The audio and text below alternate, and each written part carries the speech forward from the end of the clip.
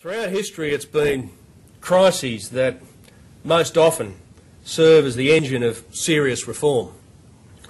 It's only when nations are confronted with a serious problem posing serious threats that they often summon up the critical mass required to inflict short-term pain for long-term gain. Now, it's true our public school system isn't entirely broken or busted, as my 5-year-old son would tell me. It's slowly coasting downwards, though. It's slowly losing altitude year by year. And it's the very gradual nature of the decline that makes grasping this reform more difficult. Yet this is our challenge, to summon up the will to revolutionise our education system when our schools aren't catastrophic, but merely not as good as they could be, should be, or will need to be in the decades ahead.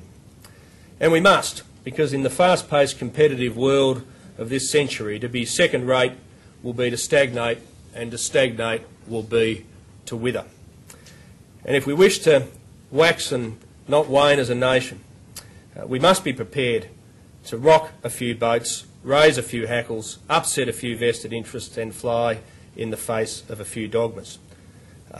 When assessing such matters, I find it useful to consider what I've come to call the Founding Fathers' test.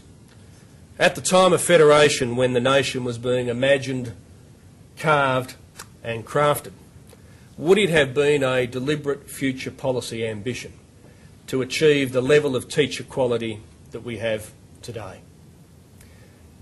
This is a task that defies arbitrary political distinctions between federal, state and territory governments.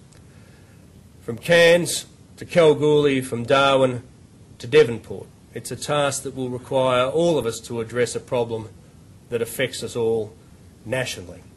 All of us will have to agree and persevere in this common cause. At the end of the day, we're all charged with the responsibility to preserve and promote our national prosperity.